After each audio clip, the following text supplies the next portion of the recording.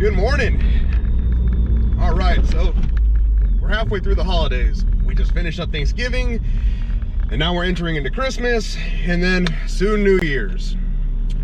Haven't made a video in a while. It kind of went dark after SEMA.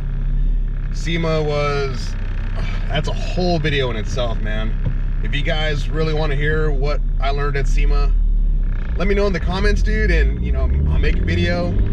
But it doesn't look good for the aftermarket industry. It's gonna be a big change. Tuning, modifying your car, putting on miscellaneous parts, and then trying to get them calibrated in, that's gonna be entirely different. A world you won't even recognize it. It's that different. I'm glad I grew up when I grew up and got to experience the stuff with modifying cars that I got. You guys, sorry, write your congressman, try to get that figured out on an administrative level. But yeah, the powers to be, it's going to be very cookie cutter certified. It's got to be this way or no way modification. And of course, there's the cars themselves. If you can find a car that you can modify, all these new cars coming out, they have so many built-in systems like the ADAS system, and everything's CAN networked, and it just makes it harder to calibrate it, because if you affect one part of the tune, you're gonna affect something else the car's doing. It's like, hey, yeah, cool, I want to raise the rev limiter, but now my blinker stays on. There's weird stuff like that. I mean, not just throwing it as an example, but yeah, it's wild out there, kids. So we're headed to the shop, kind of get my day started. Driving the CRZ. I have not finished the video yet for the suspension, the new S3 suspension that we put on the CRZ, and I still gotta get an alignment video set up for you guys, explaining why the car is at the ride height that it is. Everyone that's came by and visited, they looked at the car and they're just like, hey dude, don't you want to go a hair bit lower? And I'm like, no, I don't. I really don't. Aesthetically, yeah, it would look a little cooler if it was lower, but geometrically wise, the shapes and stuff, it works. Same thing when I set up drift cars. They have to be at a certain height. When you slam a car, it throws the geometry way out of whack and way out of sorts, and there's a lot of good drivers out there, or there's a lot of not good drivers out there, that what they end up doing is they end up compensating for a bad car.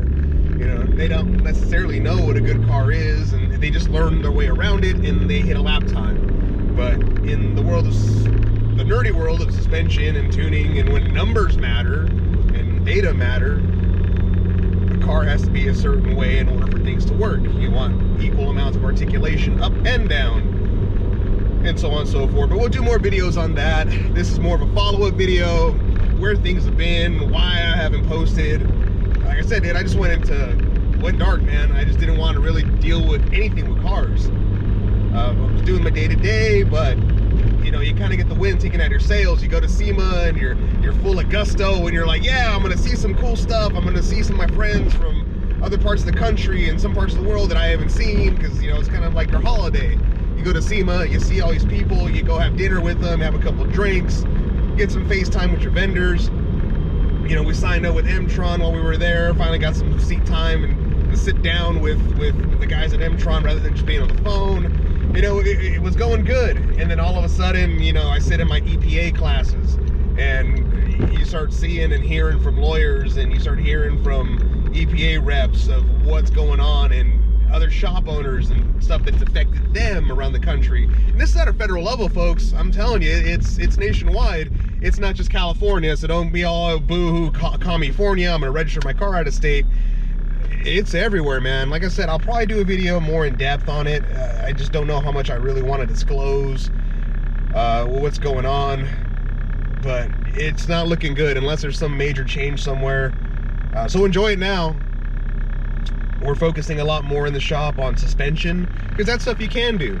There's really nothing to say you can't modify your suspension. Now, don't drop your car. I mean, that's a Department of Transportation no-no. You're slamming it on its balls and the thing's just scraping along. I mean, that's not fun for anybody. It looks cool hard parked, but that's about it, man. But I'm gonna keep it relatively short. I think I rambled for a bit long and I'm almost to the shop. I'm gonna get my coffee, I'm gonna get caffeinated, and I'm gonna get to work. I'm gonna piece together some videos and hope you guys enjoy them. They're gonna come pretty quick. I've been sitting on footage. I got a lot of B-reel footage and B-roll stuff, and like I said, I gotta finish the CRZ video. We went on a mission to Arizona a couple days ago. I got some video on that. Yeah. Hope y'all having a good week. Hope y'all have a good remainder of your year. Stay productive.